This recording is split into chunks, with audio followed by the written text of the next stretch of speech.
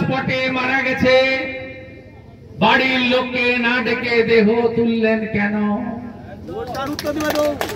এই সব প্রশ্নের অমীমাংসিত প্রশ্নের উত্তর আদায় করতে গেলে পরিবারকে নিয়ে গঙ্গার ওপারে যেতে হবে। আপনাদের বিরোধী দলনেতা এসব বিষয়ে এক্সপার্ট।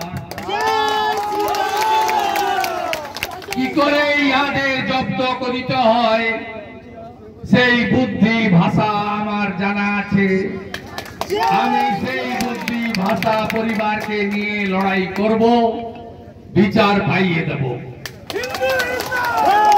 আপনারা প্রত্যেকটা গ্রামে হিন্দুদের ঐক্যবদ্ধ করুন। আজকে সুজিত বা সুধীর বাবুর উপর হয়েছে, আগামীকাল তৃণমূলের হিন্দু, সিপিএম এর হিন্দুর উপরেও হবে। তাই সাধু সাবধান। আপনারা হরগোবিন্দ দাস, চন্দন দাসকে খুন করেছেন পশু কাটার ছুরি দিয়ে। ওখানে হিন্দুদের সংখ্যা 16%, খেজুরিতে হিন্দুদের সংখ্যা 85%। আমাদের দুর্বল ভাবলে হবে না।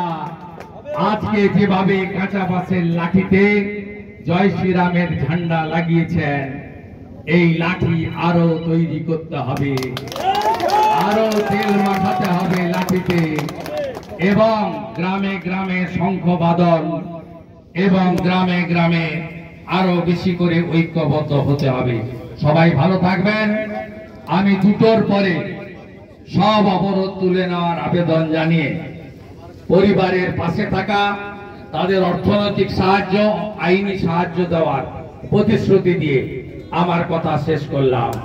হিন্দু হিন্দু হিন্দু হিন্দু।